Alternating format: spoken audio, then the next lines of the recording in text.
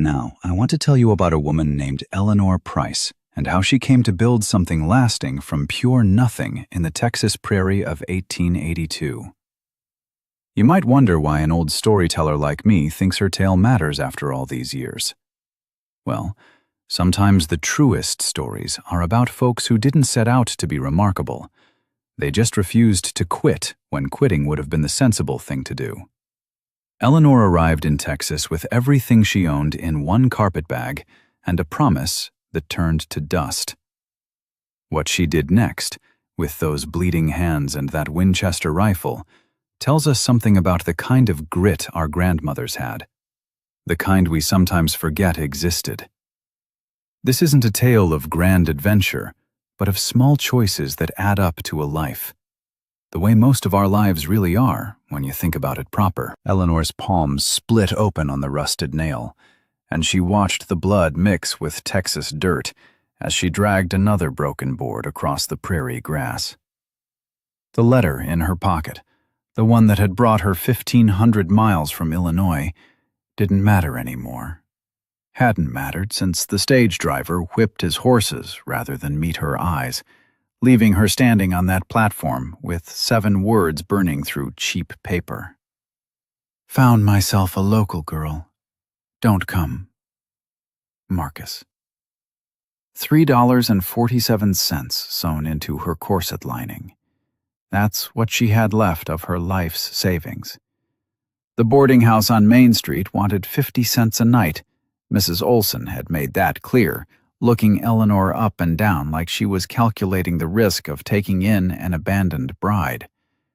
Eleanor had paid for 3 nights. After that, well, the good Lord would have to provide, as her mother used to say. The abandoned Holbrook homestead sprawled before her like something out of those cautionary tales her grandmother told. Roof caved in from last winter's weight, 3 walls still standing stubborn against the wind. Nobody had claimed it in 2 years, not since the fever took the whole family. The lumber scattered across 2 acres was there for the taking, and Eleanor meant to take it. She'd already pried loose 6 serviceable boards using a whalebone stay from her corset, the kind of thing that would have made her mother faint dead away. But Mother was buried in Springfield soil, and propriety didn't keep the rain off your head. The nail went deeper into her thumb this time. She wrapped it quick with a strip torn from her petticoat, the white cotton blooming red right away. No time for fussing. The crossbeam needed to go up before dark, or the whole frame would collapse come the first real wind. "That beam's gonna fall on you." Eleanor didn't flinch, though her hand found the Winchester propped against the cottonwood tree. She'd heard the horse 10 minutes back, had kept the rifle visible but not threatening. Texas had already taught her that much in one afternoon. "Then I'll build another," she said, not looking up from her work. The man dismounted, slow and careful, the way folks do when they mean no harm. Eleanor caught him in the corner of her eye, tall, weathered like good leather, with a wagon load of straight pine lumber that looked fresh cut from the mill. "Got some proper pine here," he said, lifting one board like it weighed nothing. "That green wood you're using won't last the week." "Week's all I need." "No, ma'am, I don't reckon it is." He set the pine plank against his wagon, pulled out another. "Corner bracing's wrong too. Wind'll take it sideways first good storm." Now Eleanor did look at him. Really looked. Weathered face, but not old. Maybe 35 to her 31. Hands scarred from honest work, not fighting. Eyes the color of creek water after rain, looking at her shelter like it was a problem that needed solving, not a woman who needed saving. "Show me," she said. He moved to the corner she'd started, no flourish about it. Set the brace at an angle, showed how the force would distribute proper. Eleanor watched close, then mirrored his movement on the opposite corner. He nodded once, handed her a real hammer without comment. The weight of it felt right. Solid. She adjusted her grip once, drove the nail in 2 strikes clean. They worked without much talking as the sun bled orange across the prairie. Cutting boards to length, her following his lead on the frame construction. When she saw what she was doing, he stopped explaining. When she had a better idea, like angling the roof boards steeper for rain runoff, he adjusted without any prideful fuss. The frame stood solid as the last light faded. Not pretty, but it would hold. "Caleb Turner," he said, loading his tools back in the wagon, but leaving half behind, including the good hammer. "Ranch is 6 miles north, just past the big cottonwood stand." "Eleanor Price." "I'll be back tomorrow, Mrs. Price, with more lumber." "I don't take charity, Mr. Turner." "Not offering any. Just figure if you're going to build something, might as well build it right." He climbed onto the wagon seat. "There's jerky in that canvas bag, and some Arbuckle's coffee. The real stuff, not chicory." Then he was gone, wagon wheels cutting ruts through the buffalo grass, leaving Eleanor with a frame that would stand the night and tools that promised tomorrow meant something. She settled against the big cottonwood as the stars came out, that Winchester across her knees like her daddy taught her. The shelter wasn't much, wouldn't keep rain out yet, wouldn't hold heat, but it was hers. Built with her own hands, her own blood, her own choosing. The letter in her pocket didn't matter anymore. Marcus Holloway and his local girl didn't matter. Even the $3.47 didn't matter as much as it had this morning. What mattered was the frame standing solid against the Texas wind, and the strange certainty that tomorrow, Caleb Turner would return with more lumber. Not because she needed saving, but because good frames deserved good roofs, and he'd seen her drive those nails true. Eleanor unwrapped her palm, studied the cut in the moonlight. It would scar, certain as sunrise. Good. Some things ought to leave marks. Remind you of the price of building something real. Before we continue, please leave a like and subscribe. Let me know which city you're watching from. Now, let's get back to the story. Caleb Turner counted 17 mistakes in her construction before the sun cleared the ridge. Counted them automatic-like, same way he counted cattle at dawn.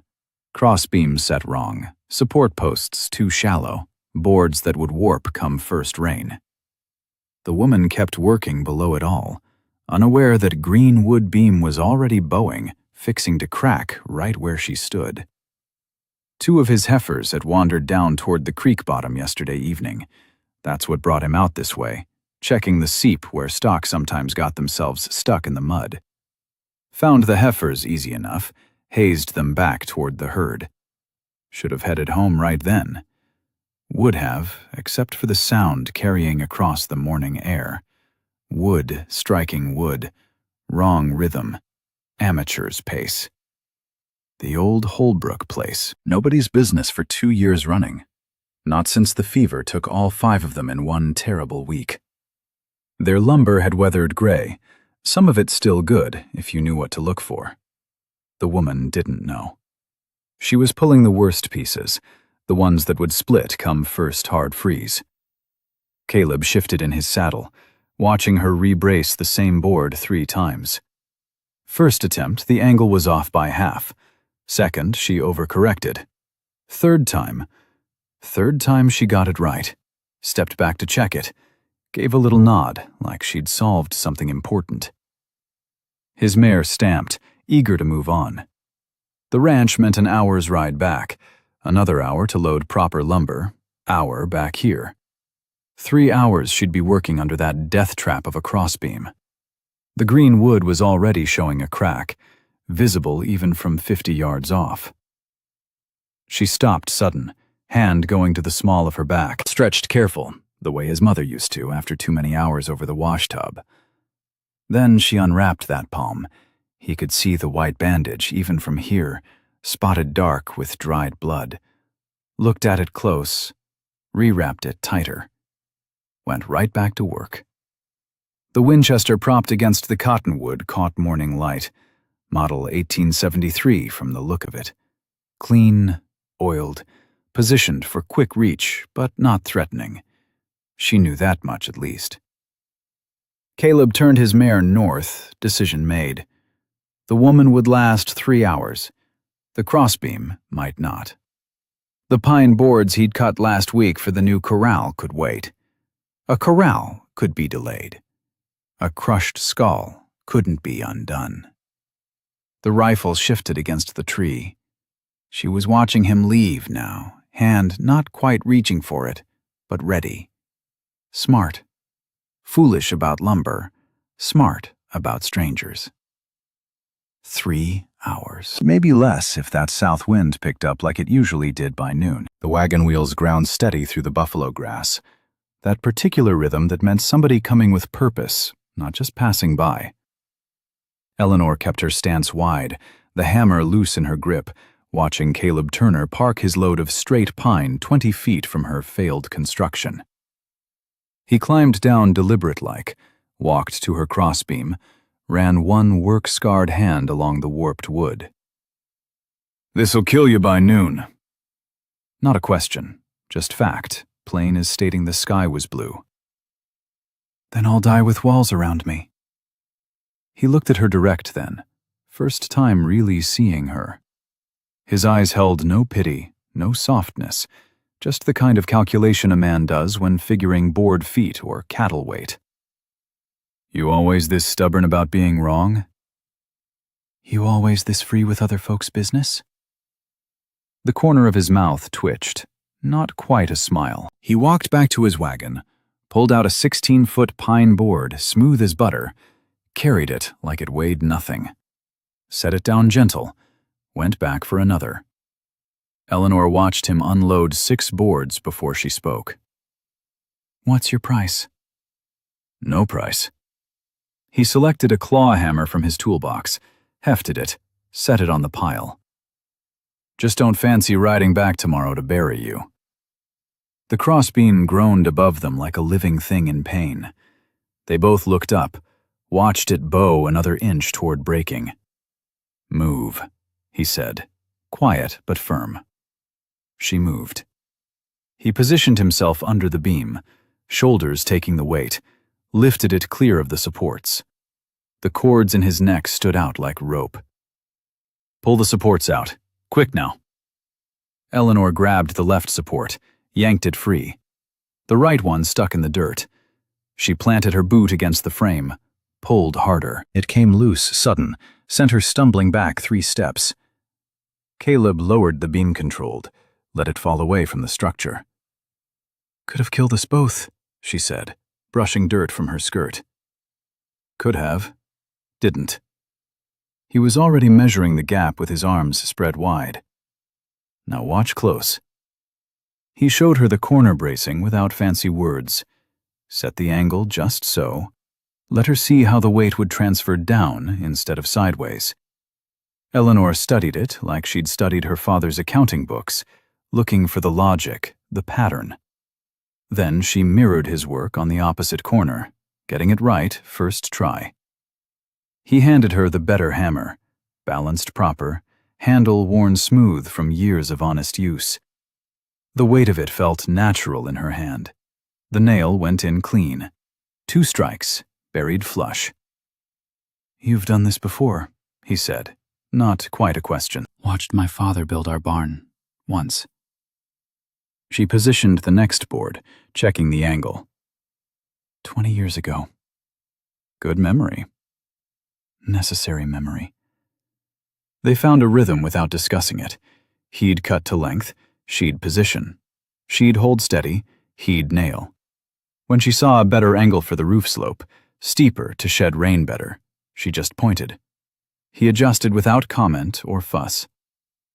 When he showed her how to overlap the boards for wind resistance, she nodded once and modified her spacing to match. The sun climbed harsh and direct. Sweat ran down Eleanor's spine, soaked through her dress between her shoulder blades. Her split palm throbbed with each hammer strike, fresh blood seeping through the bandage. Caleb's blue shirt went dark with sweat. Neither of them stopped. "Water," he said finally, walking to his wagon. Eleanor followed. He pulled out a ceramic jug, took a long drink, handed it to her without wiping the mouth. She drank deep. Alkaline taste. Minerals, but clean. Creek water, but from a good spot. When she lowered the jug, he was looking at her bandaged hand. "Needs changing." "Later." He pulled a clean bandana from his pocket, held it out. "Now." She unwrapped the petticoat strip, now stiff with dried blood. The split ran deep across her palm, edges angry red but not infected. Yet. Caleb poured water over it, neither gentle nor rough, just thorough. She wrapped it with his bandana, went straight back to work. By the time the sun hit directly overhead, they had the frames squared true. He showed her the 3-4-5 method for checking corners. Measure 3 feet one way, 4 feet the other, 5 feet across the diagonal. Mathematical certainty. The structure stood straight. No lean, no bow. "Hungry?" He pulled a cloth bundle from the wagon. "What I am is grateful." Eleanor pulled out her own small bundle from the canvas bag. "Dried apples, from Illinois." They sat in the wagon's shade, passing salt pork and apples between them. The meat was tough, salty, perfect against the sweet, dried fruit. Neither talked. Wind moved through the grass with a sound like whispers. A red-tailed hawk circled high, riding the heat.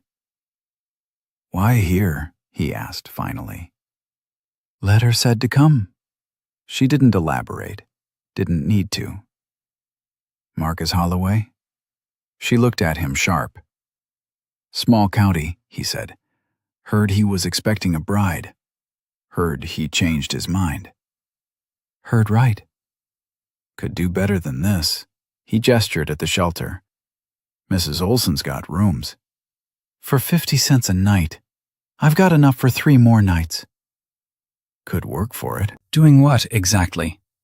The edge in her voice could have cut leather. "What work does this town offer an abandoned woman without references?" He didn't answer. Didn't need to.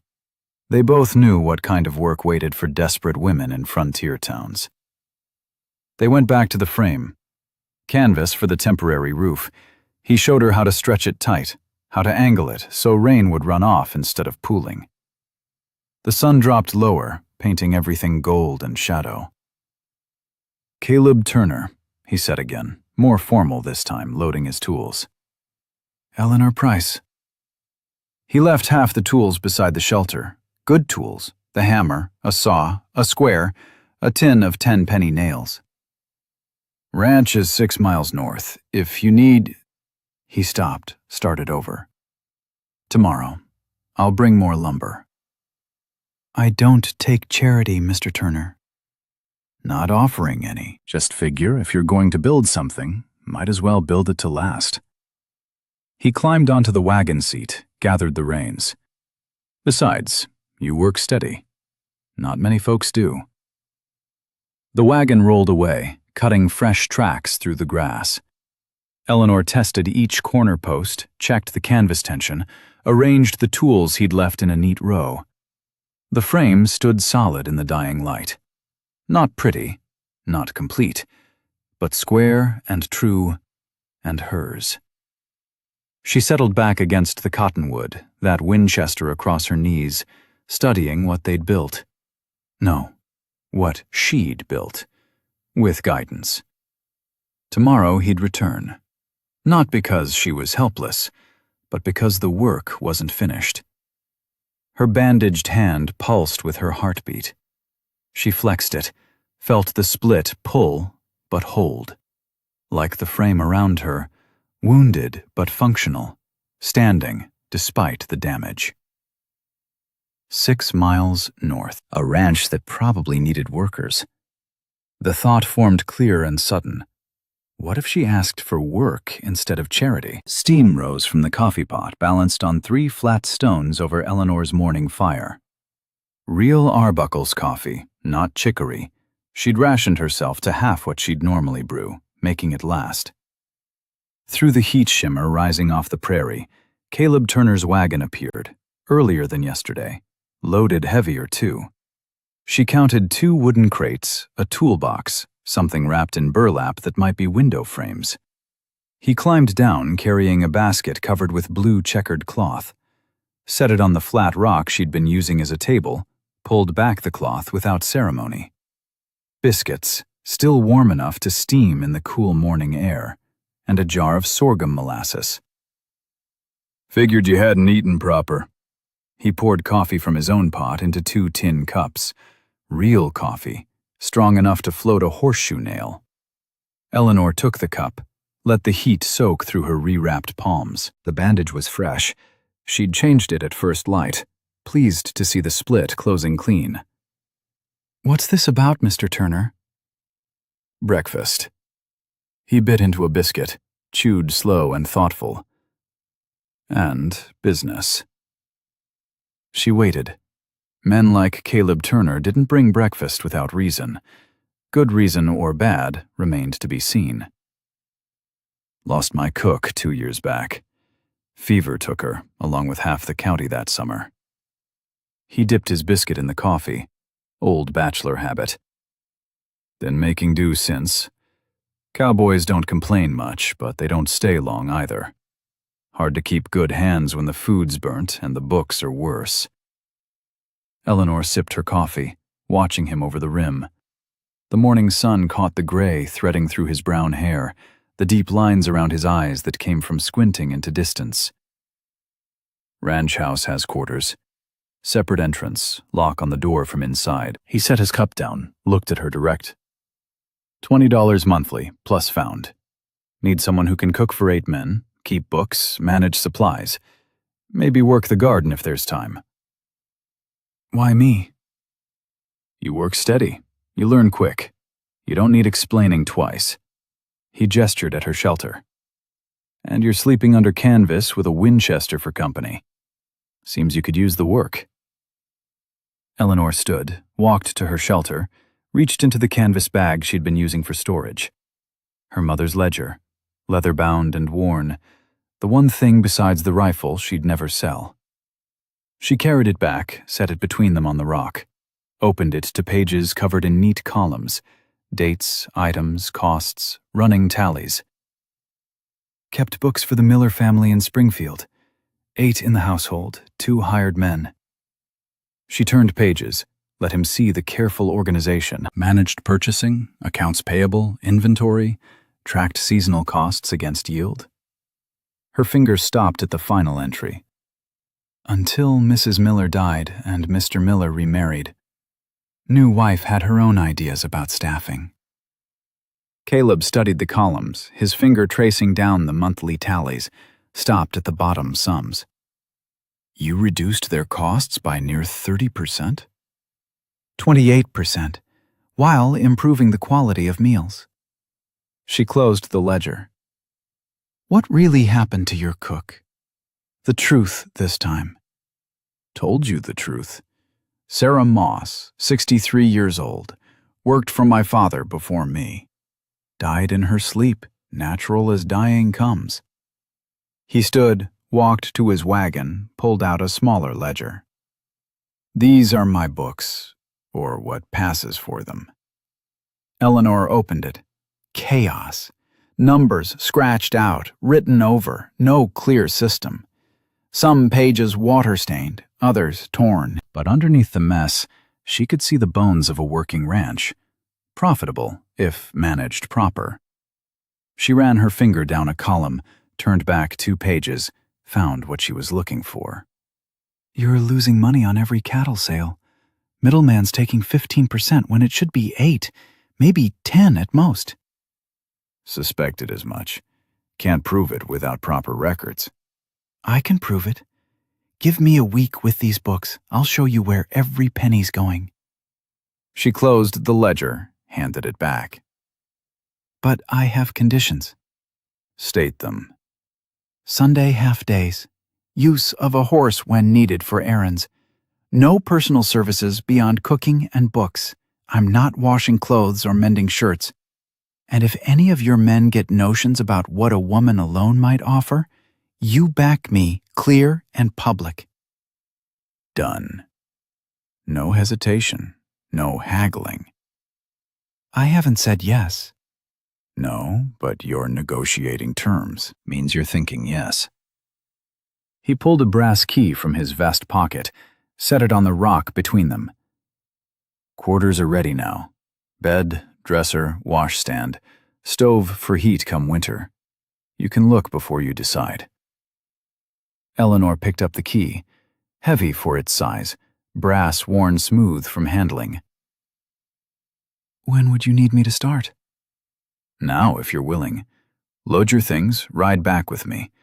Or tomorrow. Your choice." She looked at her shelter, canvas and pine, blood and effort. 3 nights she'd slept here, that Winchester across her knees, watching stars through gaps in the canvas. Safe enough for now, but winter would come. Always did. "Your men, they'll respect the arrangement?" "They will, or they'll find other work. No bluster in it, just fact. I don't keep men who can't follow simple rules." Eleanor watched him load tools into his wagon, movements efficient and purposeful. The kind of man who said what he meant what he said. No flowers in his words, no honey on his tongue. "I'll need to see the kitchen, the quarters, meet the men." "Fair enough." They loaded her few possessions into the wagon bed. The carpet bag with 2 dresses and undergarments, the Winchester and box of cartridges, her father's coat, the salvaged supplies from the Holbrook place, her mother's ledger. Not much to show for 31 years of living, but it was hers. The wagon seat put them close, but not touching. She could smell lye soap on his clothes, leather oil from the rains, coffee on his breath. His hands on the leather were steady, scarred across the knuckles from old breaks. Working hands. Honest hands. "Why'd you really come back?" she asked as they rolled through the grass. "Yesterday, with the lumber." "Told you. Didn't want to bury you." "That's not all of it." The wagon rolled on, wheels creaking steady rhythm.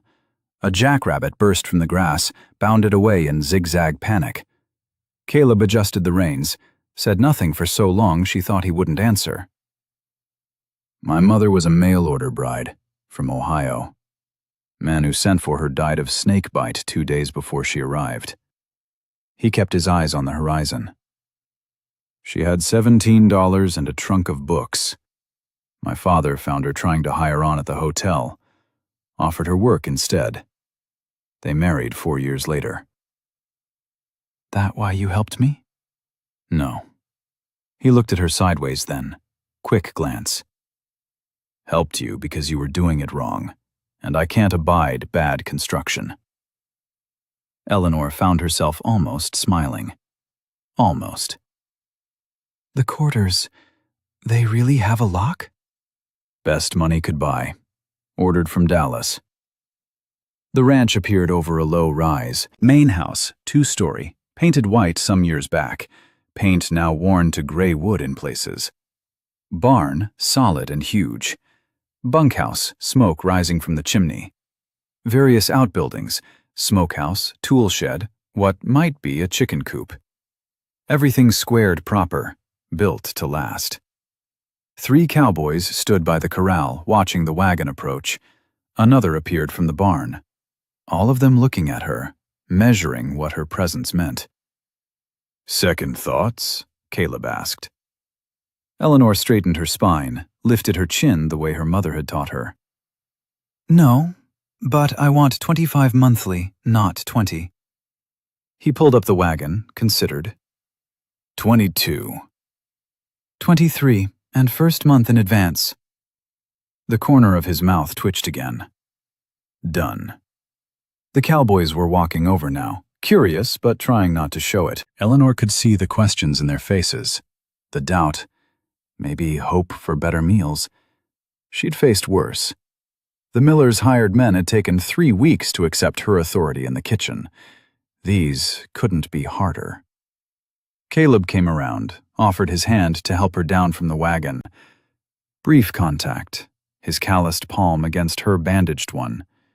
She stood on Texas soil again, but different soil. Soil that came with walls and a roof and a locked door. "Boys," Caleb said to the gathering men, "this is Mrs. Price. She'll be cooking and keeping books. She starts today."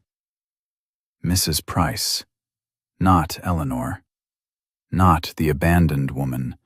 Mrs. Price, with position and authority. The oldest of the cowboys, Mexican from his features, stepped forward. "Señora, welcome. I am Miguel Santos, foreman." His English carried an accent, but came clear. "The men are very happy about the cooking." "The kitchen, Mr. Santos." "Where is it?" "This way, señora." But before she could follow, she heard it. Hoofbeats on the road, coming fast from town direction. Single rider.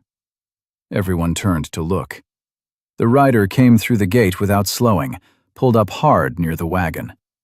Young man, maybe 25, dust-covered, face flushed with drink despite the early hour. "Caleb," he said, words slightly slurred. "Heard you picked up Marcus Holloway's leftovers." The temperature seemed to drop 10 degrees.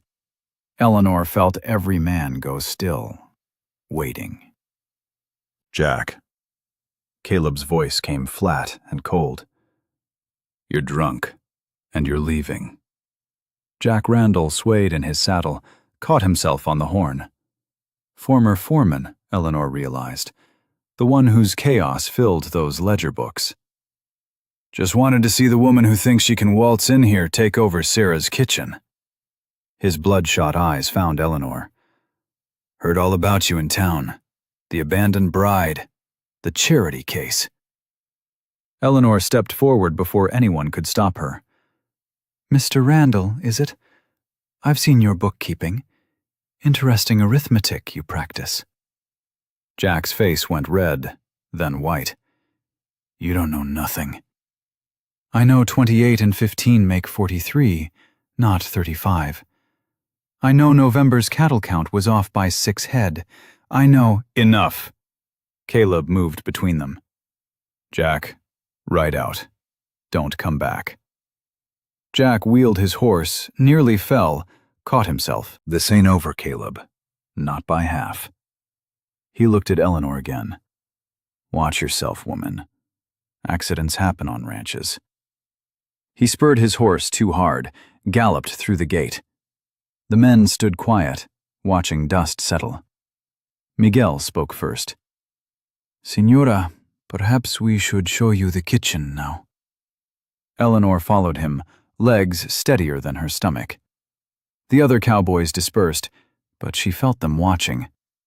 Testing already started, and she hadn't even seen the stove yet. The kitchen door stood open, smoke inside, not thick but persistent. On the stove, a pot of beans turned to carbon. The rest of the kitchen, dirty but organized, good bones beneath the neglect. Eleanor turned to find all 8 men crowded in the doorway, Caleb among them. "Dinner's at 6 sharp," she said. "Any man late goes hungry. Kitchen's closed to everyone but me unless invited." "Questions?" "What's for dinner?" The youngest cowboy, barely whiskered, eager as a puppy. Eleanor surveyed the smokehouse through the window, calculated what she'd glimpsed in passing. "Beef stew if I can salvage these beans. Biscuits if the oven draws proper. Preserved peaches if I find any. Coffee that doesn't taste like mud." The boy grinned wide. The others relaxed by degrees. "Out of my kitchen," Eleanor said, not harsh but firm. "All of you. Work to do." They scattered, all but Caleb. "Jack's dangerous when he's drinking," he said, quiet. "And he's always drinking now." "The books show he's been stealing. Steady for months." "I know. Can't prove it legal, but I know. Caleb moved toward the door, stopped.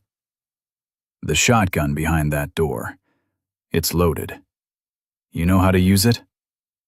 Yes. Good. He left without another word.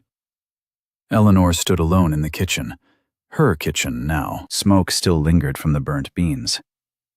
She opened windows, started the water pump, filled a pot for soaking the salvageable beans. Found the supplies, took inventory. Flour, salt, lard, coffee. Preserved goods on shelves, dated in careful hand. Sarah Moss's writing, 2 years old but probably still good. She rolled up her sleeves, split in her palm, pulling tight but holding. The stove needed cleaning first, then the table, the counters, the floor. Make it hers through work, through competence, through feeding 8 hungry men better than they'd been fed in 2 years. By 4 o'clock, the kitchen smelled right. Beef browning, onions softening, beans salvaged and simmering. The biscuit dough came together under her hands, familiar rhythm from years of practice. She found Sarah's notes tucked behind flour canisters, oven temperatures, cooking times, which cowboys didn't eat pork, who needed extra portions. Tommy, the young one, appeared at the door. "Ma'am, Mr. Turner said to ask if you need wood split." "Tell Mr. Turner the wood box is full. What I need is men to stay out from underfoot." Tommy grinned. "Yes, ma'am. Sure smells good, ma'am." He scampered off. Eleanor shaped biscuits with a water glass. No proper cutter, but it worked. Into the oven, temperature checked with her hand like her grandmother taught her. This oven ran hot. Sarah's notes were right about that. 5:30. Eleanor set the table in the main room. 8 places, matched plates from a set that had once been 12. Good silver, tarnished but solid. She polished each fork with her apron, set them straight and proper. The door opened. Caleb entered, stopped short at the sight of the formal table setting. "We usually eat in the kitchen." "Not anymore. Men work hard. They deserve to eat civilized." He studied the table, then her. Dust covered him head to toe, fresh scratch across his jaw. "I need to wash." "Pumps out back. Dinner's at 6. He left. Eleanor returned to her kitchen, pulled biscuits from the oven. Perfect golden, risen high.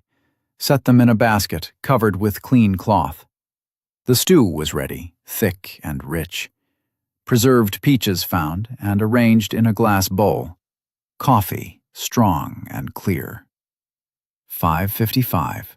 Boots on the porch, multiple sets, shuffling and murmuring. "Wash first," Eleanor called out. Grumbling, but they went. She heard the pump working, men jostling for position.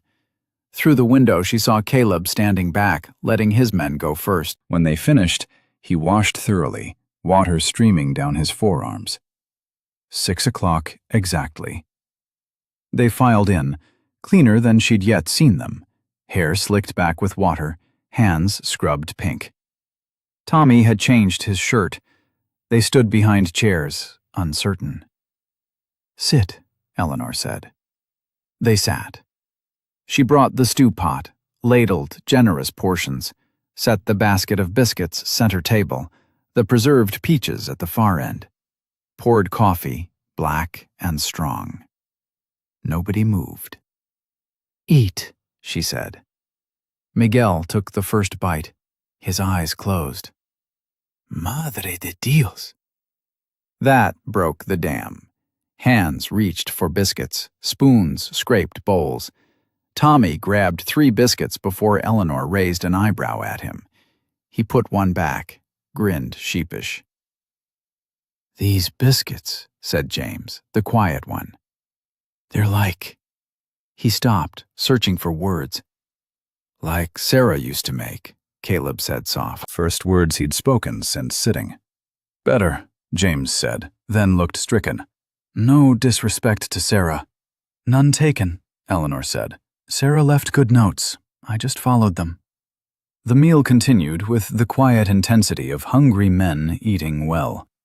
When bowls emptied, Eleanor brought the pot for seconds. Every bowl extended toward her. After they'd finished, Tommy started to rise. "I'll clear the—" "You'll do nothing." Eleanor collected plates. "This is my domain. You have yours." "Yes, ma'am." But he smiled when he said it. The men filed out, murmuring thanks. Caleb lingered. "The books," he said. "You started looking at them?" "I looked." "And?" Eleanor dried her hands on her apron, chose her words carefully. "Someone's been stealing from you, Mr. Turner. Small amounts, steady drain. About $40 monthly for the past 6 months at least." His jaw tightened. "Jack?" "That would be my guess, but there's more." She moved to the counter where she'd left the ledger. "These entries here, from last month. Different hand, different pattern. Someone else is skimming now." "Who?" "Can't tell yet. Need to cross-check with store records, bank deposits. Give me 3 days." "You're certain about the theft?" "Numbers don't lie, Mr. Turner. People do, but numbers don't." He stared at the ledger, knuckles white where he gripped the counter. "I trusted him. 8 years Jack worked here." "Trust and verification aren't enemies. They're partners." He looked at her then, really looked. "You planning to verify me, too?" "Already started." Almost smiled at that. Almost. "Find who's stealing now. Then we deal with it." He left her alone in the kitchen. Eleanor washed dishes, thinking about Jack Randall. Drunk, angry, humiliated. Danger combination in a man who knew the ranch, knew the routines, held a grudge. Through the window she saw movement near the smokehouse. Shadow where shouldn't be shadow. She moved quiet to the back door, eased it open. The shotgun stood in its place behind the front door, too far to reach quick. The shadow moved again, not trying to hide now. Miguel Santos stepped into the moonlight, something in his hand. A ledger, smaller than the ranch books. He saw her watching, raised his hand peaceful-like. "Señora, forgive me. I was checking supplies in the smokehouse, making my own count." "Why?" "Because someone is stealing, like you said. And when things go missing, they blame the Mexican first." He showed her the ledger. "I keep my own records. Protection." Eleanor studied his face in the moonlight. Honest worry there. Maybe fear. "Show me." They stood in the doorway, Miguel's ledger open between them. His numbers matched what she'd found in the ranch books up until 6 weeks ago. Then the discrepancies started. "You see it too," she said. "See, but I don't know who. Only that it's not me." "I believe you." He looked surprised. "Why?" "Because a thief wouldn't keep records that could hang him." She handed back his ledger. "Keep tracking. Compare with mine in 3 days." "Sí, señora. And gracias for believing." He disappeared into the night. Eleanor locked the kitchen door, checked the windows. The shotgun stood ready. Tomorrow she'd go to town, check those store records, find out who is stealing now, deal with that problem. But tonight, through her window, she saw a rider on the horizon, just sitting there, watching the ranch. Too far to identify, but she knew. Jack Randall. Waiting. For what? Saturday morning came gray and humid, promising rain by afternoon. Eleanor dressed careful in her better dress, the blue one she'd worn to arrive in Texas. Hair pinned tight and proper, appearance respectable as she could manage. The buckboard waited outside, Caleb checking the harness one last time. "Sure you don't want me to come along?" His hands moved over the leather, testing connections. "I'm sure." Eleanor climbed up unassisted, took the reins firm. Townfolk talk more freely to women alone, especially about men's business. Jack might be in town.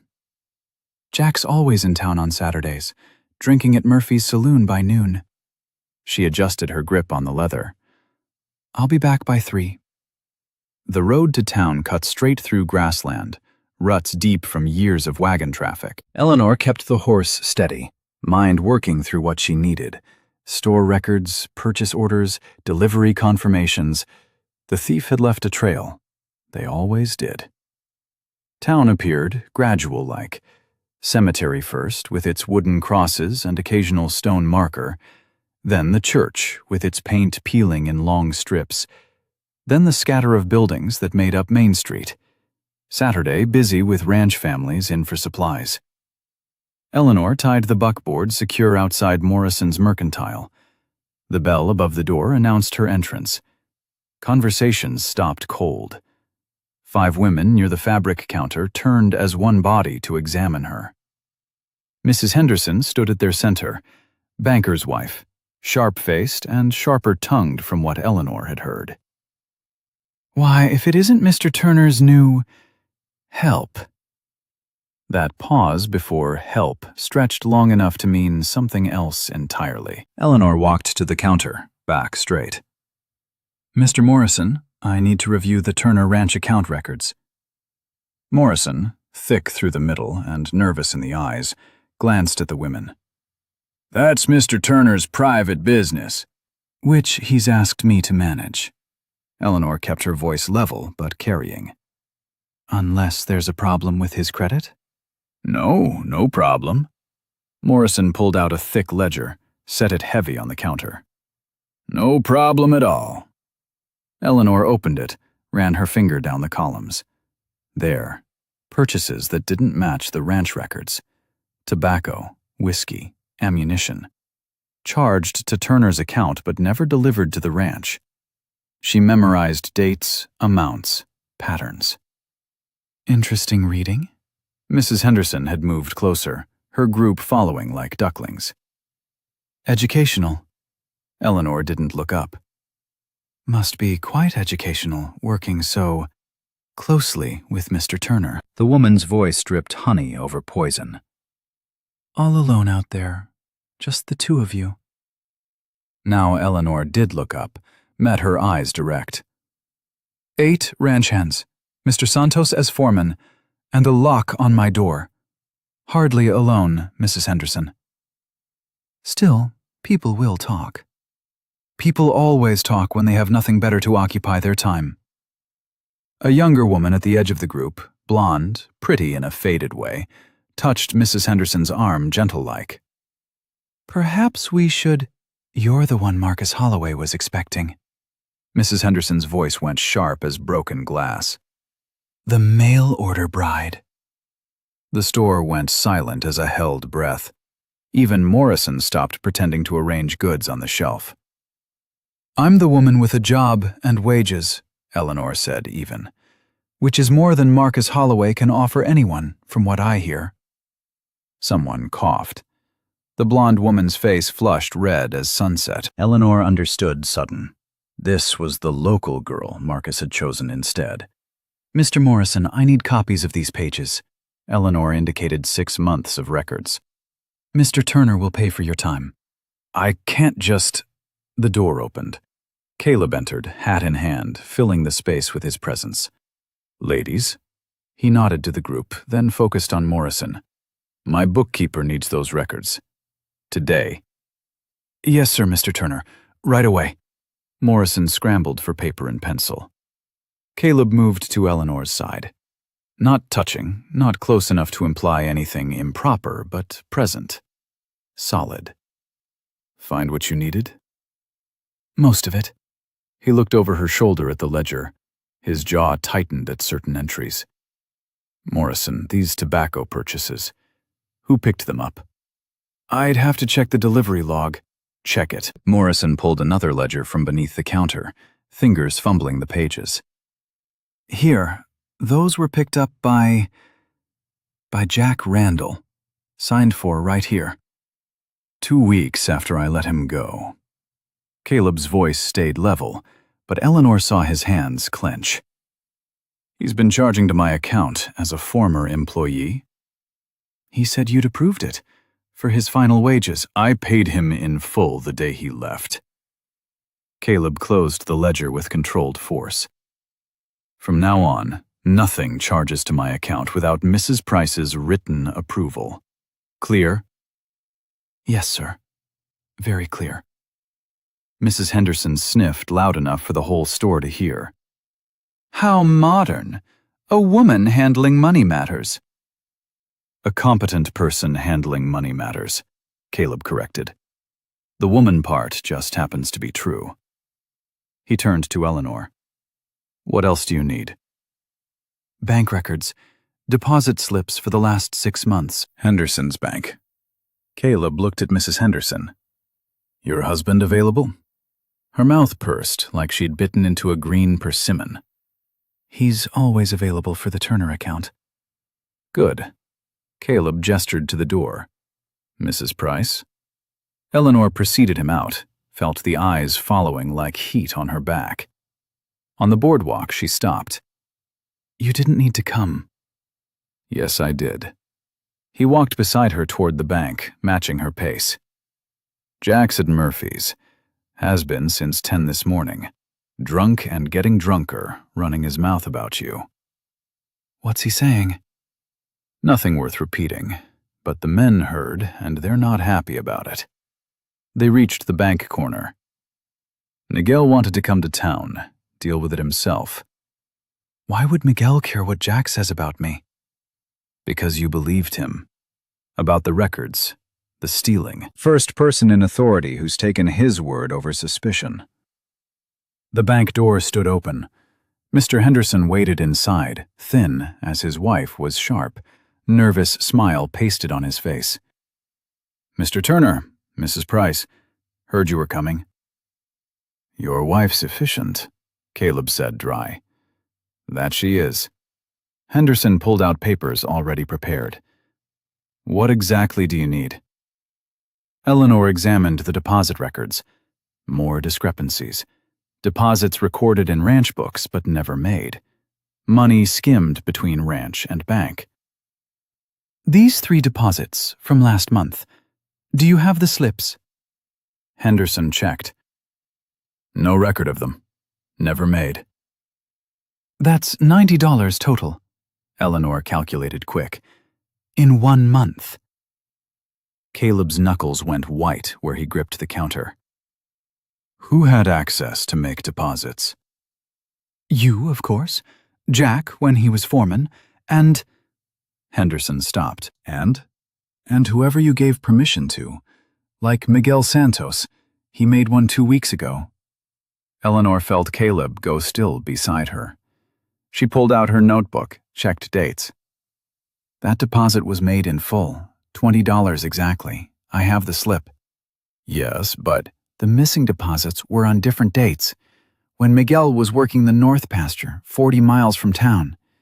She showed Henderson her notes. He couldn't have been in both places. Henderson studied the dates, nodded slow. You're right. My apologies. They left the bank with copies of everything.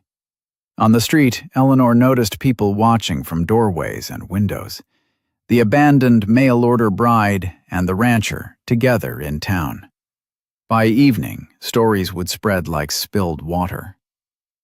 I need fabric, Eleanor said. Kitchen curtains are rotted through. Get what you need. Back in Morrison's, the women had scattered, but their perfume lingered. Eleanor selected practical calico, blue and white check, nothing fancy. Added thread, needles, enough for kitchen curtains and maybe her quarters if remnants allowed. At the counter, Morrison totaled careful, watching Caleb. That's... Put it on account, with Mrs. Price's approval. Eleanor signed the ledger clear and firm. As Morrison wrapped the fabric, the blonde woman from earlier approached hesitant-like. Mrs. Price? Eleanor turned. Up close, the woman looked tired, worn thin at the edges. I'm Amy Holloway, Marcus's wife. Her voice came soft, apologetic. "I wanted to say what he did wasn't right. Writing to you, making promises. I told him to write, explain proper, but he didn't." Eleanor kept her voice neutral. "No, he said—" Amy stopped, started again. "He said let her figure it out herself." "And I did." Amy twisted her wedding ring, cheap brass already showing through the gold paint. "We're not doing well. The ranch, I mean. Marcus isn't much for work, turns out." Eleanor said nothing. What was there to say? "I just wanted you to know you're better off. With Mr. Turner, I mean. He's a good man. Folks respect him. I work for Mr. Turner. Nothing more." Amy's eyes went to Eleanor's left hand, bare of rings. "Of course, I didn't mean—" She backed away. "I should go. Marcus is waiting." Through the window, Eleanor saw Marcus Holloway lounging against a post, watching the saloon across the street with thirsty eyes. His clothes showed wear, cuffs frayed, boots down at heel. Whatever he'd chosen, it hadn't brought prosperity. Caleb loaded the supplies in the buckboard. "Ready?" "One more stop." Eleanor climbed up to the seat. "Morrison mentioned Jack signed for those goods. I want to see his signature, compare it to the ranch books." "Why?" "Because someone else is stealing now. Has been for 2 weeks, and I want to know if they're copying Jack's methods or creating their own." They stopped back at Morrison's. Eleanor compared signatures while Caleb watched. Jack's scrawl on the store receipt. Similar writing in the ranch books, but not exact. Someone trying to copy his hand, but failing in small ways. "It's not the same person," she said quiet. "You're certain?" "Look at the way the R curves in Turner. Jack curves it left. This person curves it right." She closed the ledgers. "Someone's imitating him, using his methods." They drove out of town in silence. At the ranch road turnoff, Caleb spoke. "You know who it is." "I suspect. Need one more piece of proof." "Who?" Eleanor watched the ranch come into view. "Let me confirm first. Tomorrow, after church." "Eleanor, please." First time he'd used her given name. "Trust my method." He pulled up at the kitchen door. Tommy ran out to take the buckboard. Eleanor climbed down, started for the kitchen, stopped. "Mr. Turner, does James have family? A wife? Children?" Caleb frowned. "Wife died 3 years back. Daughter lives in Austin. Why?" "Just wondering." Inside the kitchen, Eleanor unwrapped the fabric, mind working. James. Quiet James who'd complimented her biscuits, who'd been in town when deposits went missing, who had access to the books when Caleb was away. Through the window, she saw him walking from the barn. He stopped, looked at the kitchen, saw her watching. His shoulders slumped like a man carrying stones. He knew she knew. The question was, what would he do about it? Thunder rolled across the prairie like distant cannon fire, still miles off but coming steady. Eleanor checked Sarah's old barometer on the kitchen wall, dropping fast, the needle swinging toward storm. The air through the windows tasted metallic, charged, the way it did before the bad ones hit. Through the glass, she watched Caleb and the men working to secure everything loose. James moved among them, quiet as always, avoiding her window. He'd been avoiding her since yesterday, since that moment their eyes met and understanding passed between them. The kitchen door opened. Caleb entered, already soaked from the first fat raindrops. "Storm's going to be a big one. Need to secure the garden, anything that might blow." Eleanor was already moving, grabbing the old canvas tarp from the pantry. "The tomatoes are just setting fruit. We lose them now. That's 6 weeks growing wasted. Then we don't lose them. They went out together into the building wind. The garden stretched behind the kitchen. 3 months of Sarah's leftover plants, plus Eleanor's new additions. Squash spreading wide, herbs in neat rows. The wind picked up sharp, sent Eleanor's skirt whipping against her legs. Glass cloches in the shed, she called over the rising noise. Tommy appeared with them, arms full. Not enough for everything. Never enough. Eleanor made quick decisions. Tomatoes first. Early fruit meant fresh food weeks before anything else. She settled glass domes over the strongest plants, weighted them with stones. Her hands slipped on the wet rocks, that old split in her palm aching with the pressure changes. "The bean poles won't hold," Caleb shouted. The wind tried to steal his words. Eleanor saw it, the poles already leaning hard left. "We need to stake them deeper. Tommy, get the sledge." They worked the opposite sides of the bean row, Eleanor holding poles straight, while Caleb drove stakes, Tommy wrapping twine to secure the vines. The rain came harder, soaking through Eleanor's dress in seconds, cold despite the summer season.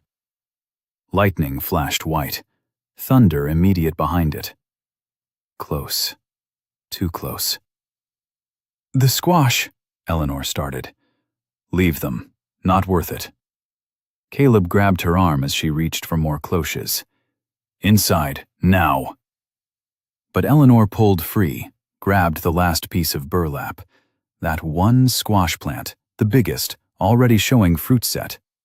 She threw the burlap over it, weighted the corners with whatever came to hand, rocks, broken bricks, an old horseshoe. A glass cloche lifted despite the stones, crashed against the fence, shattered. The tomato plant beneath bent nearly horizontal. Eleanor dropped to her knees in the mud, pushed the plant upright, mounded wet earth around its base with both hands.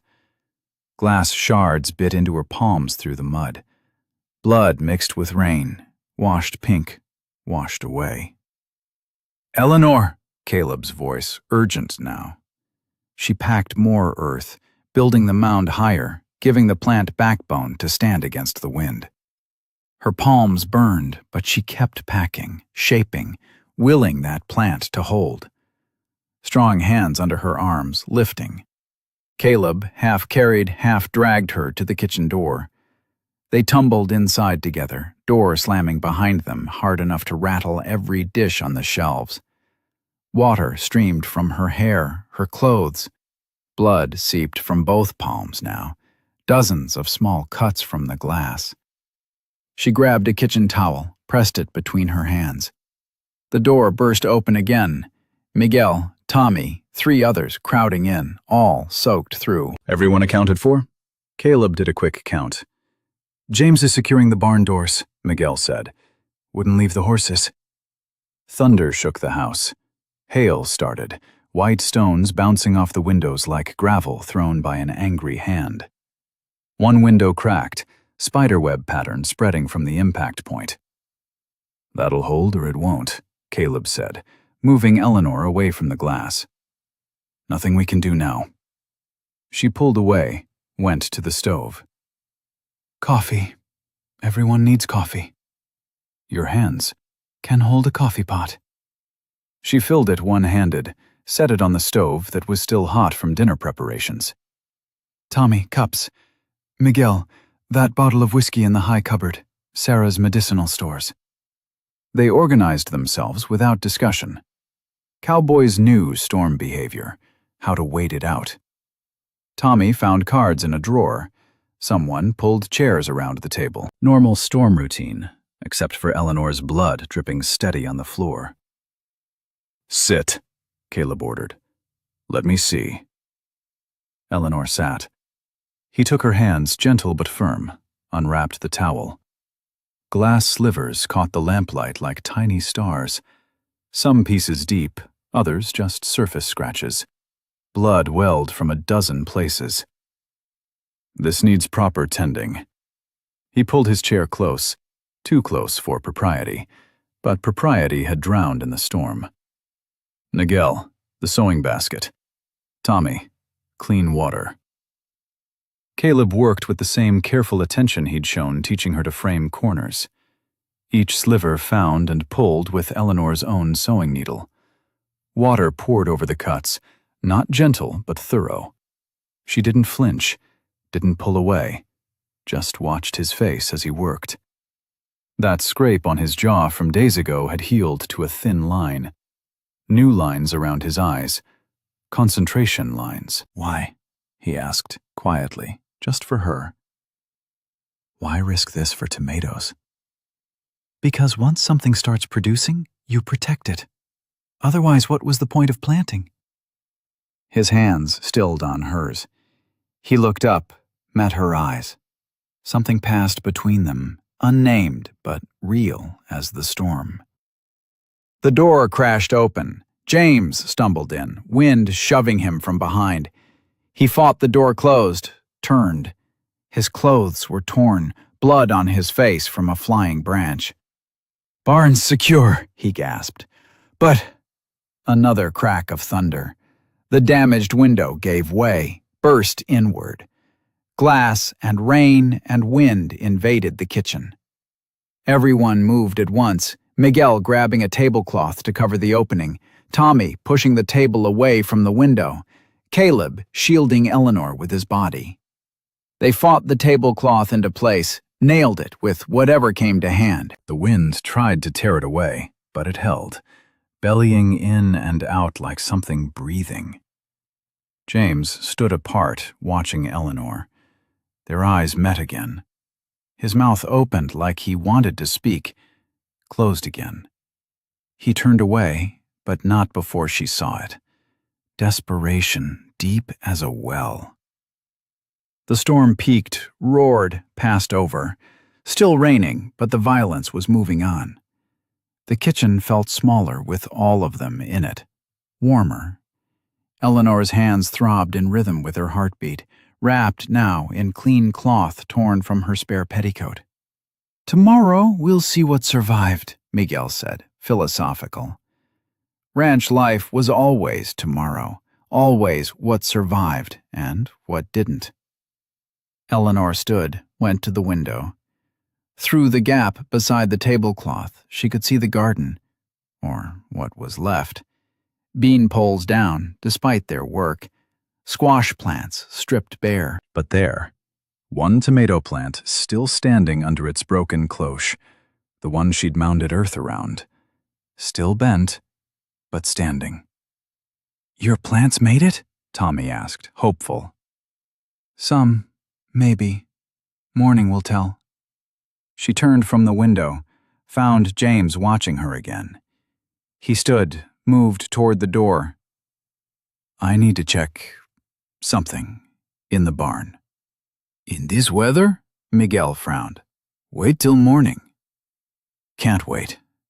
James grabbed his soaked hat, pushed out into the rain. Through the window, Eleanor watched him go. But not toward the barn. Toward the bunkhouse. Toward his quarters. She understood, sudden, clear as lightning. He wasn't going to check something. He was going to run. "Mr. Turner," she said quiet, "you might want to check the cash box." Caleb looked at her sharp. "Why?" "Because James won't be here come morning. And desperate men do desperate things." They all turned to look at the door James had gone through. The rain still pounded, but softer now. The storm was passing, but something else was building. Caleb stood, went to the study, came back with his face dark as the sky. $20 missing. All the cash I had on hand. "He's got family trouble," Eleanor said. "Daughter in Austin needs help, would be my guess. Been stealing small amounts, trying to imitate Jack's methods." "You knew?" Caleb's voice came flat. "Suspected. Now I know." "Why didn't you—" A horse whinnied outside. Through the window they saw James mounting in the rain, saddlebags full, riding hard toward the road. "Should we follow?" Miguel asked. Eleanor watched the figure disappear into the storm. No, let him go. $20 and whatever he's stolen won't break the ranch. But catching him, bringing him back, that breaks something else. He stole from us, Tommy said, young voice hot with indignation. He did, and now he's got to live with it. Eleanor moved to the stove, poured coffee with her bandaged hands. Sometimes that's punishment enough. Caleb said nothing, just watched the empty road where James had vanished. His jaw worked like he was chewing on words he wouldn't say. The storm was definitely passing now, just regular rain. Through the damaged window, Eleanor could see stars beginning to show between clouds. Tomorrow would dawn clear, show all the damage plain. The garden, the roof, the windows, all needing repair. But tonight they were inside, warm, together. The ranch had survived worse storms, would survive this. Mr. Turner, Eleanor said, there's something else. He turned to her. When James took that money, he left something behind. She pulled out a ledger from behind the flour tin, his own records. Every penny he took, documented. Caleb opened it, read. His face changed, softened. He wrote loan beside each amount, intended to pay it back. Men tell themselves all kinds of stories to make wrong seem right. Eleanor rewrapped her hands tighter. Question is, what do we do about it? Before Caleb could answer, hoofbeats sounded outside. Multiple horses, coming fast. Not James, he'd gone the other direction. Everyone moved to the windows. Through the rain, 4 riders appeared. They stopped at the gate, seemed to be discussing something, then turned toward the house. One rider in front, weaving in his saddle. Jack Randall. Drunk enough to be brave in a storm. And he'd brought friends. Eleanor moved to the shotgun behind the door, lifted it carefully with her bandaged hands. The weight felt wrong with the cloth wrapping, but she could manage if needed. Through the cracked window she watched the riders dismount, sloppy drunk, Jack stumbling, catching himself on his horse's neck. "Stay inside," Caleb said quiet. "All of you." He went out alone, no weapon visible. Eleanor moved the shotgun to the window, barrel resting on the sill. Miguel stood at the other window with his old Colt Navy. Tommy had found a rifle somewhere. They waited. "Evening, Jack." Caleb's voice carried clear through the rain. "Bit late for visiting." "Came to collect what's mine," Jack swayed, pointed at the house. 8 years I worked this place. 8 years. And you give my share to some woman? You forfeited your share when you stole from me. Prove it. Jack laughed ugly. Can't, can you? But I got proof of something else. He pulled papers from inside his coat, waved them overhead. Partnership papers, filed yesterday at the courthouse. You, that woman, and the Mexican. My job, my position, given away. Eleanor's stomach dropped cold. The papers weren't public until Monday. How did he— "Henderson," she said aloud. "The banker told him." Caleb heard her through the window. His shoulders tightened. "Those papers are legal, Jack. You've got no claim here." Legal. Jack spat tobacco juice. You know what else is legal? Accidents. Ranch accidents happen all the time. Barn fires, poisoned wells, cattle scattered to hell and gone. One of Jack's companions shifted nervous.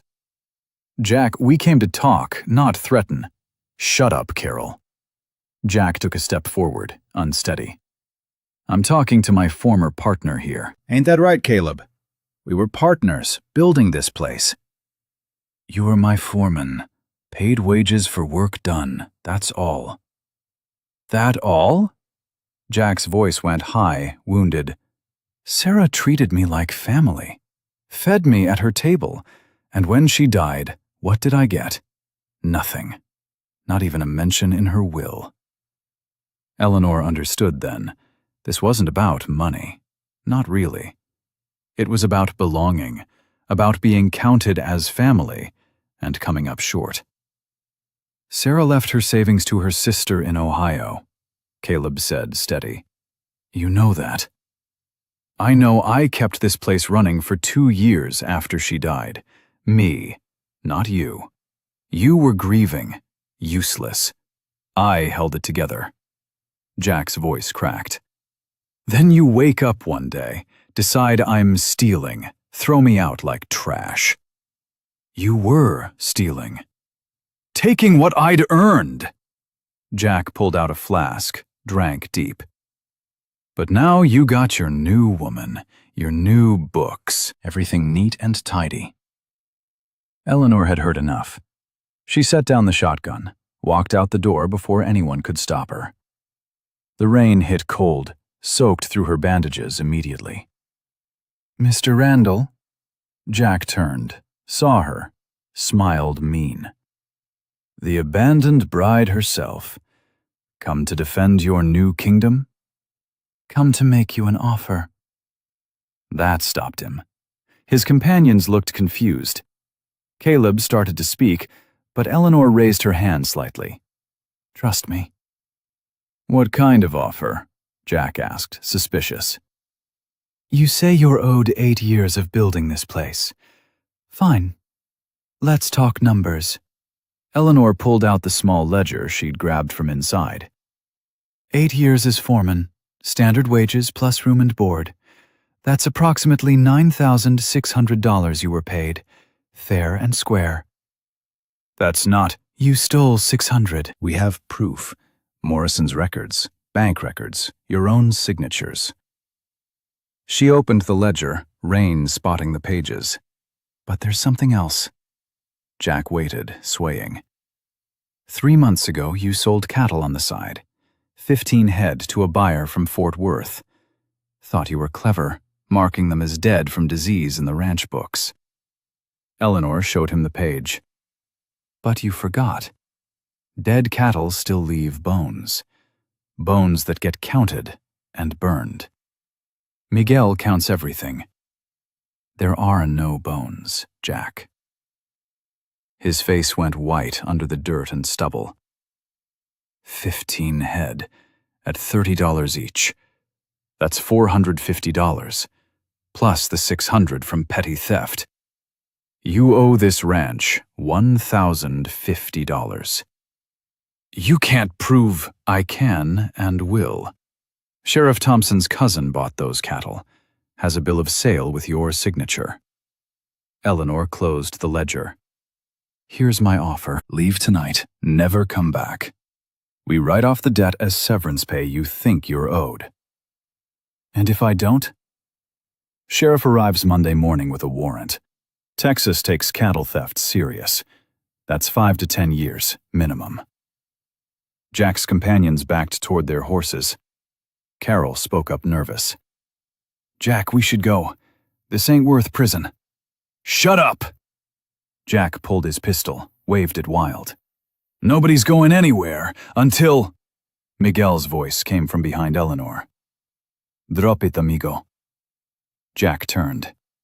Miguel stood in the doorway, that old Colt Navy steady in his hand. Tommy beside him with the rifle. The other ranch hands spreading out from the bunkhouse, all armed. You're outnumbered, Jack, Caleb said quiet. Drunk and outnumbered. Put the gun away. Jack's hand shook. The pistol wavered between Eleanor and Caleb. Rain ran off the barrel, off his hat, made everything slick and dangerous. This ain't over. But he holstered the gun, clumsy with drink and rage. You think you're safe? You think she'll stay? Women like her don't stay. They take what they can get and move on. No, Eleanor said clear. That's what you did, Jack. I'm building something. He mounted his horse on the third try. His companions were already backing away, eager to be gone. Jack looked down at them all, gathered there in the rain. I'll be seeing you. he said to Eleanor specifically. Real soon. They rode off into the darkness. Eleanor stood in the rain, bandages soaked through, hands throbbing. Caleb moved beside her. The sheriff's cousin? Bought cattle 3 months ago. Not from Jack, from the Hendersons' ranch. She turned to face him. But Jack doesn't know that. Nigel laughed, sudden, surprised. You lied? I negotiated, with facts he couldn't verify tonight. They went inside, Eleanor's legs shaking now that danger had passed. She sank into a kitchen chair. Tommy brought towels. Miguel poured whiskey straight, no coffee to soften it. He'll figure it out, Caleb said.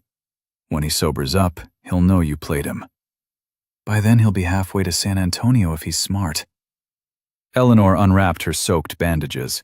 The cuts had opened again, blood seeping. He's not coming back. How can you be sure? Because I know men like Jack. They need to believe they're victims, not villains.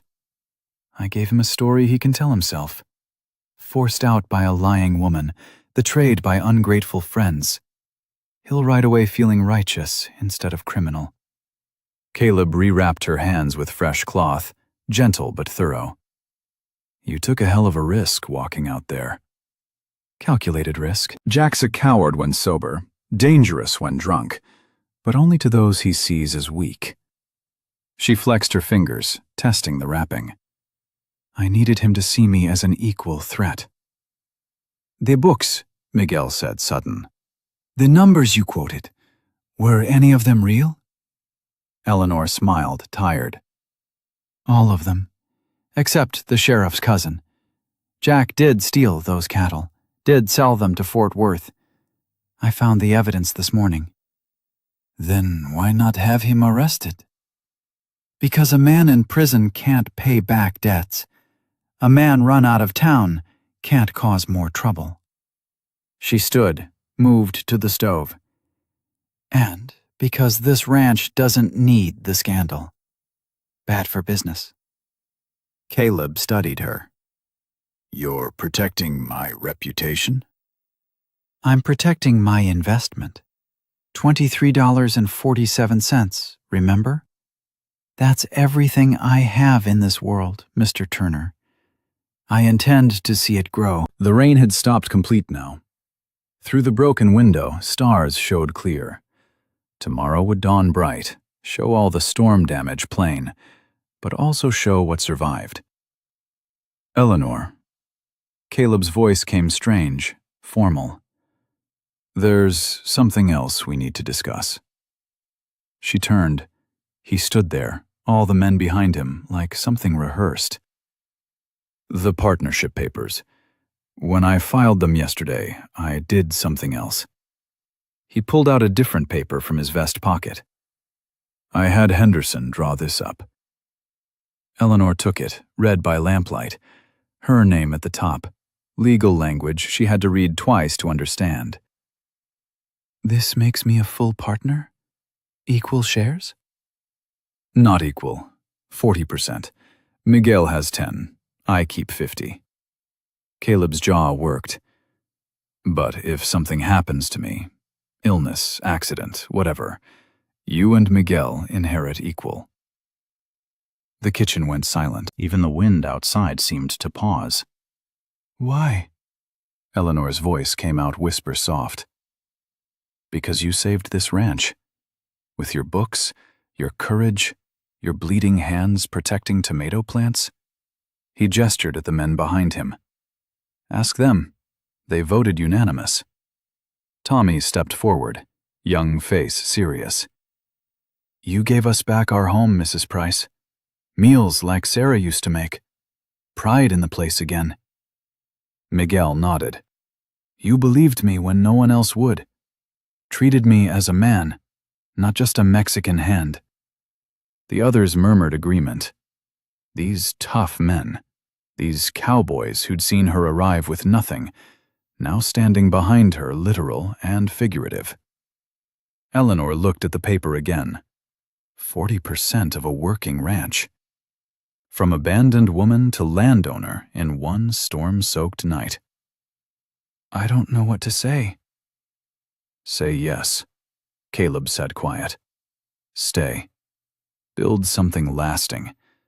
Through the window, Eleanor could see her makeshift shelter by the creek, just visible in the starlight. Still standing, despite everything. First thing she'd built with Caleb Turner. Now this. Papers making her part owner of everything else they'd built. Yes, she said. Tommy whooped. Miguel smiled wide. The others started talking all at once about plans, expansions, the future. But Eleanor saw something else through that window. Movements near the gate.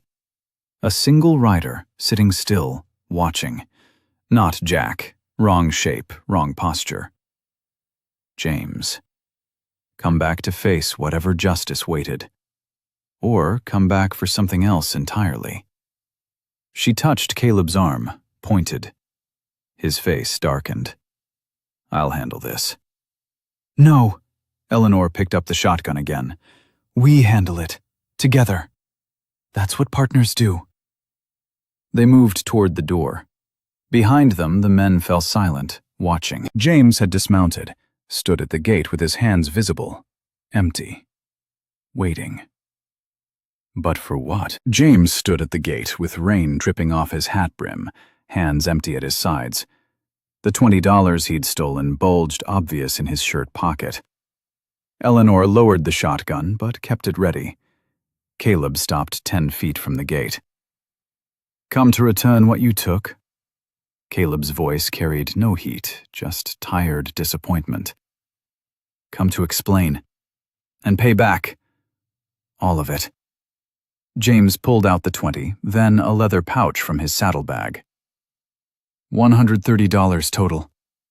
Everything I took over 2 months, plus the 20 from tonight.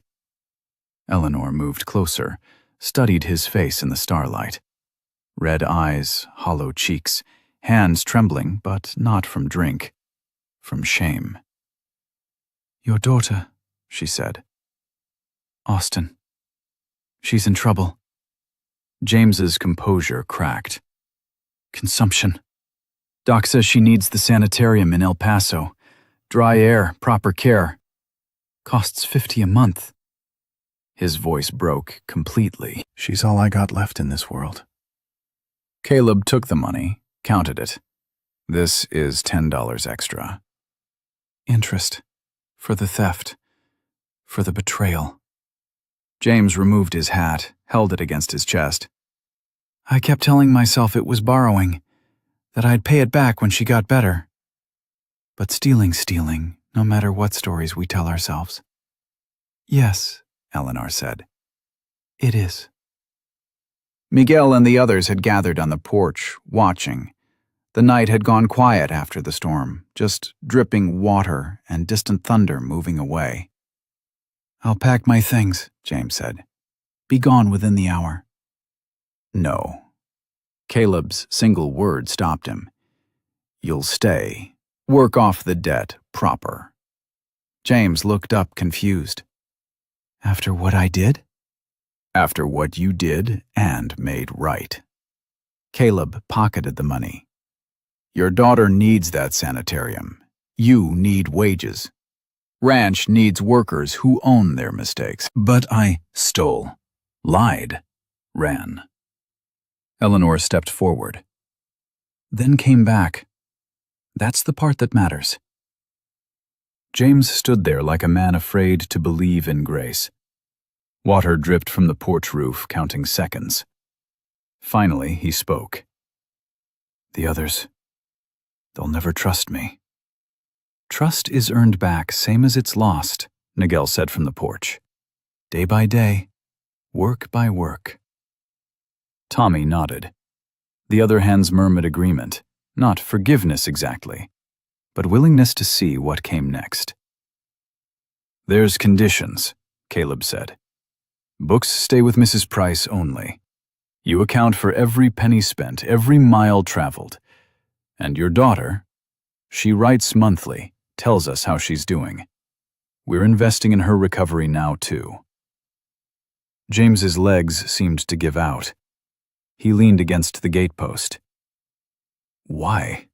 Why would you? Because good men make bad choices when desperate. Eleanor thought of her own desperation, that platform in Texas, Marcus's letter in her pocket. And because this ranch is built on second chances, mine, Miguel's, now yours.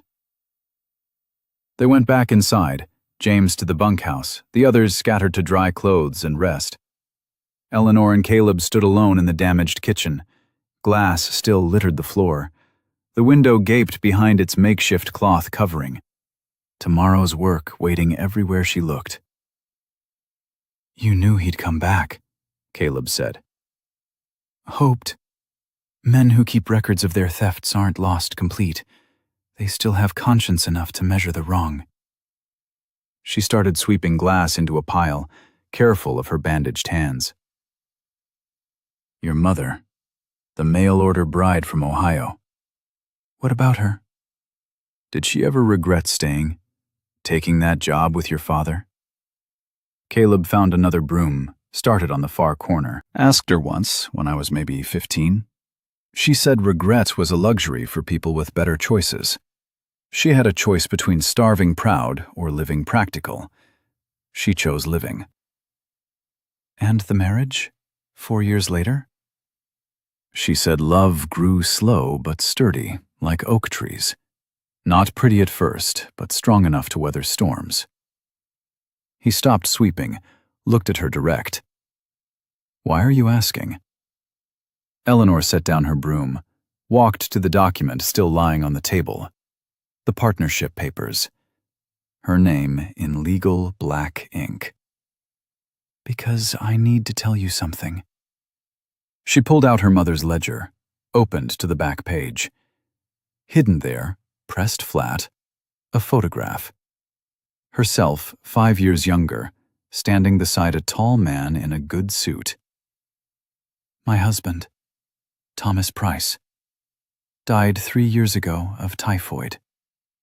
She set the photograph on the table. I wasn't a maiden when I answered Marcus's advertisement. I was a widow.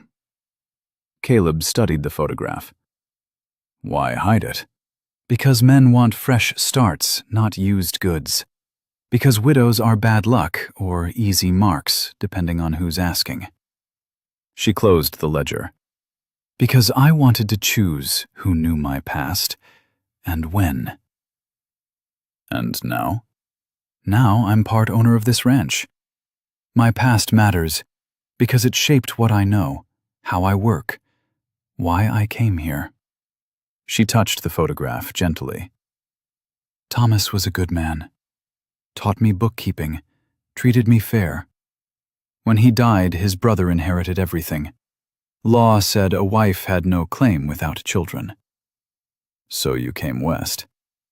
So I came west, looking for another chance at something permanent. She met his eyes steady. Found it. Just not how I expected. Caleb picked up the photograph, handed it back carefully. We all got histories.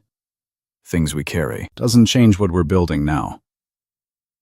Through the broken window, dawn was starting pink on the horizon. The storm had washed everything clean, left puddles reflecting sky. In a few hours, church bells would ring. The community would gather, share storm stories, count damages and blessings. There's something else, Caleb said. He went to the cabinet, pulled out a small wooden box. Sarah left this, said to give it to the woman who made the kitchen home again. Eleanor opened it. Inside, a simple gold ring. Not a wedding band, a signet ring with SM engraved. Sarah Moss. She wore it 50 years, Caleb said. Her mother's before that. Kitchen queens, she called them. Women who fed families, held houses together through trouble. Eleanor slipped it on her right hand. It fit like it had been waiting. I'm not Sarah. No, you're Eleanor Price. That's enough. More than enough. The kitchen door opened. Tommy peered in. "Sorry to interrupt, but there's a wagon coming. Looks like the Hendersons." Sure enough, through the window they could see the banker's fancy buggy approaching.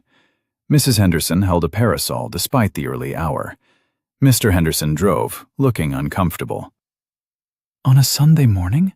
Eleanor checked the clock. "Before church?" They met the Hendersons in the yard.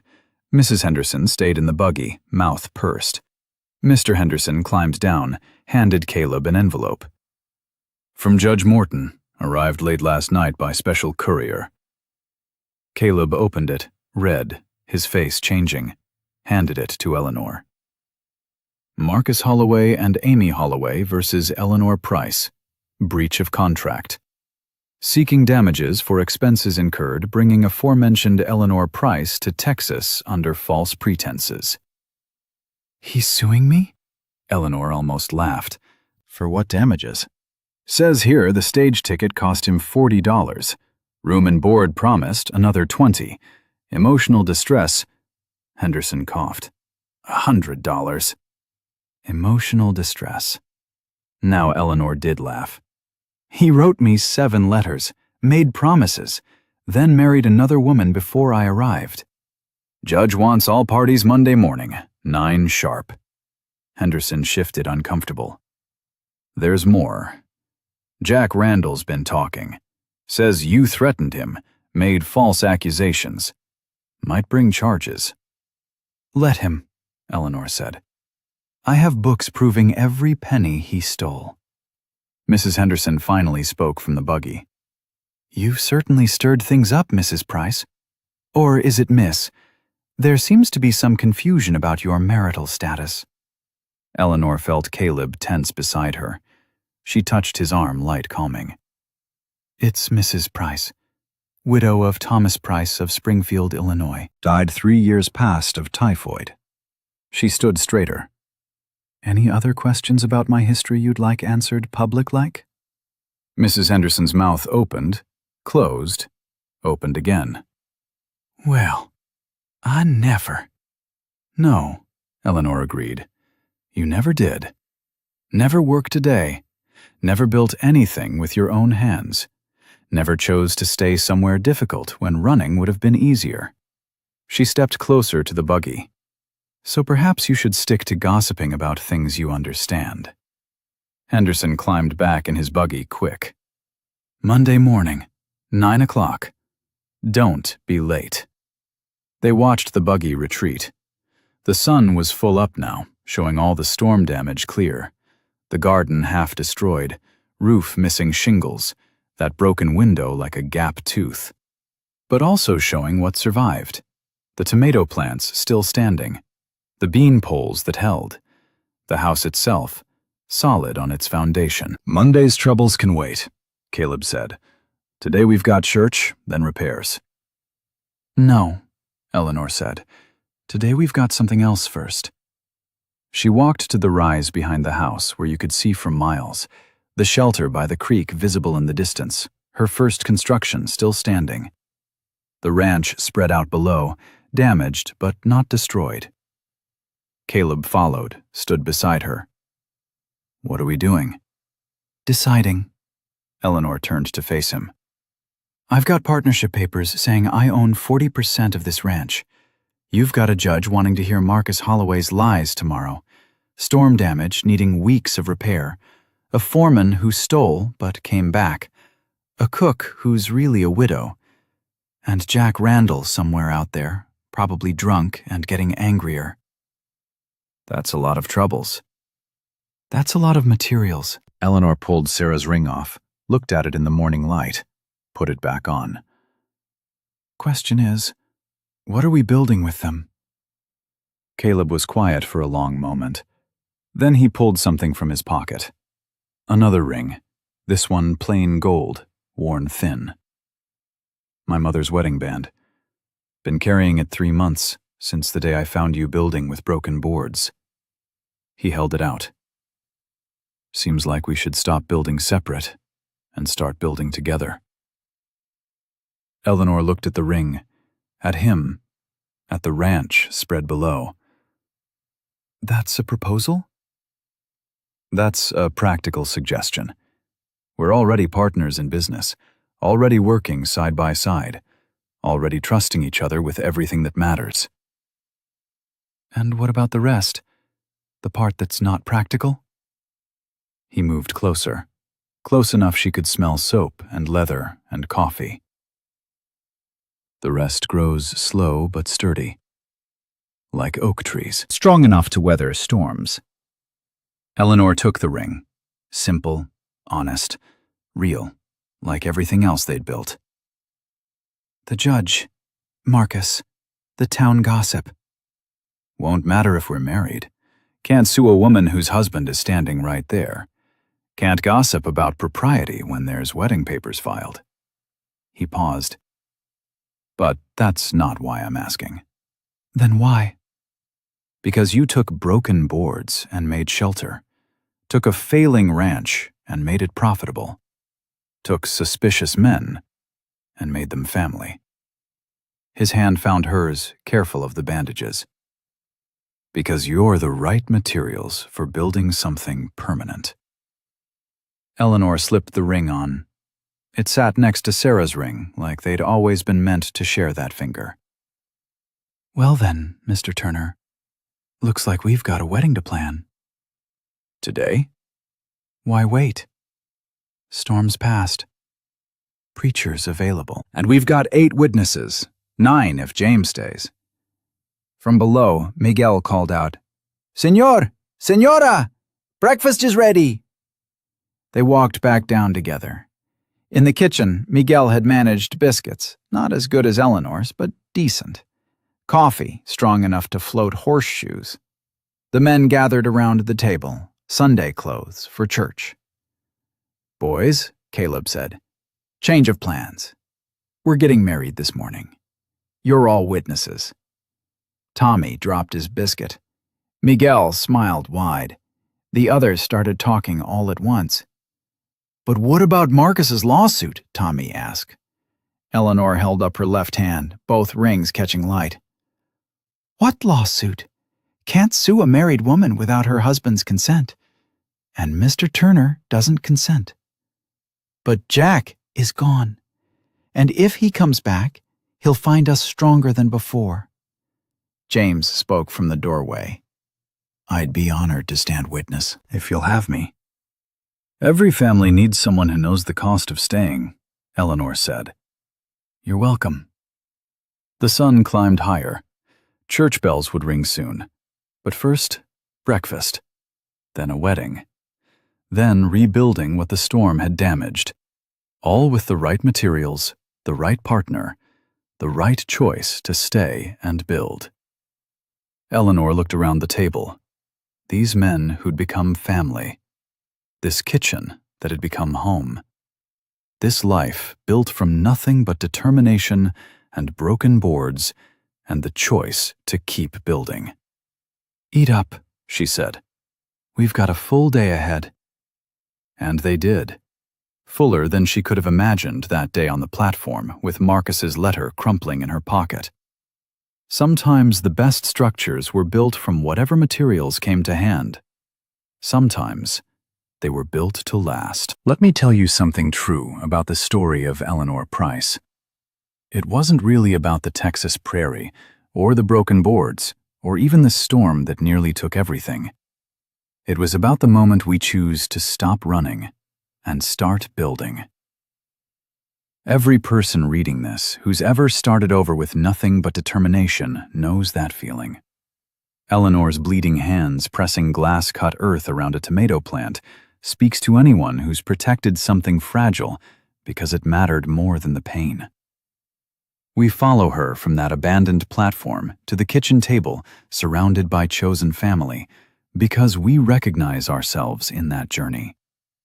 The weight of Sarah's ring and Margaret Turner's wedding band on her finger reminds us that sometimes we inherit more than objects. We inherit the courage of those who built before us. This story matters because it tells us what we already know but need to hear. Permanence isn't about what you're given. It's about what you choose to build with whatever materials come to hand. This work is inspired by classic Western frontier stories created solely for entertainment purposes. This story does not condone, encourage, or promote any form of violence or harmful behavior. All characters and events are products of the author's imagination, and any resemblance to real people or events is purely coincidental.